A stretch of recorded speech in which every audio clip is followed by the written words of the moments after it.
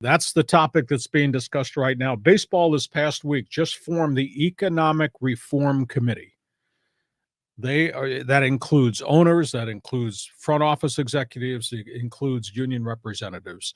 That group will examine the revenue stream problem, the expenditure problem to acquire players, and what the methodology should be to make baseball better and make more money available. Tony Clark last night in Arizona said, I'm against this committee because this committee is here for one purpose: salary cap. We will never agree to a salary cap. John, I don't know if you've ever been involved with union negotiations, but I've been a union member in radio and television. Mm-hmm. Once you get something in negotiations, pal, you don't ever give it back. Mm-hmm. There is no salary cap. I don't think there'll ever be a salary cap in baseball, but the luxury tax to a degree acts as a salary cap. Guys want to go over it? Fine, you pay a tax. You can afford to pay tax? That's okay. The problem is that Clark refuses to negotiate to a floor spending because he says, if I agree to a floor to spending, they're going to want a cap. No. You just tell Manfred, cap is not going to be discussed. Now, let's talk about how we shuffle the money around the table. Let's talk about a floor to spending.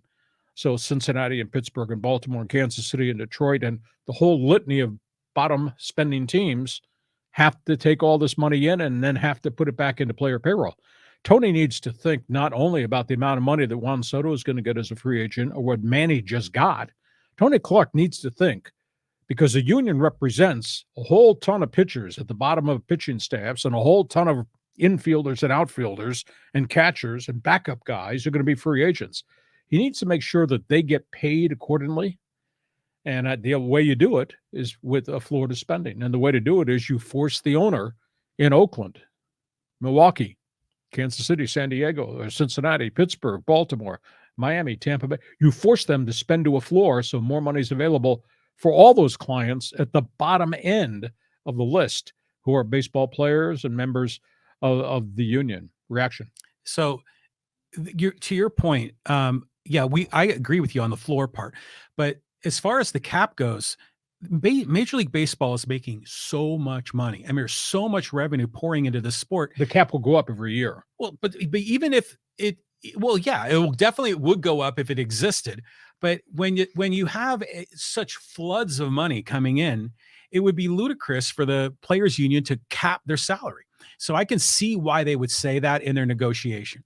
But the situation is tricky because remember they were going to. It was the DH. Remember, they weren't sure if they were going to approve the DH or not because they wanted to use that as leverage in some of these negotiations. I mean, what levers do the players union have to pull right now? Well, maybe you get rid of arbitration. That has already been discussed.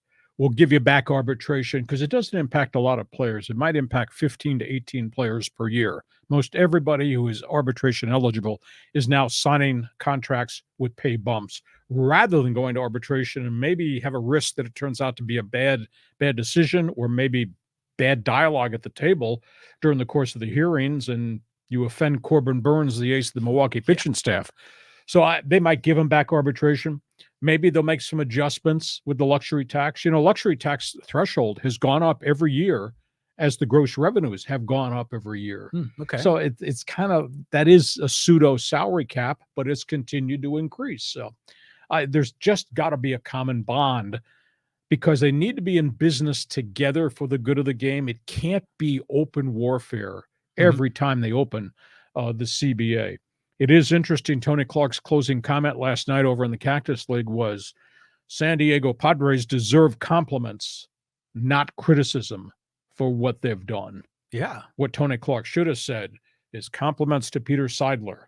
I want to see Miami and I want to see Tampa and I want to see Kansas City and all these other small market teams handle their business the way this guy has handled business in San Diego. Yeah, and the fans in those cities would fully agree with you because they want their teams to be competitive as well.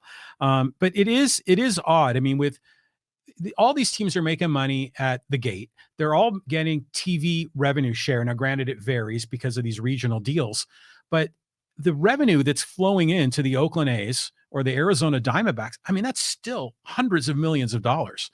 So how can they actually do business, with $30 or $40 million payrolls I mean, it just doesn't seem logical. It's clear that the owners don't want to win.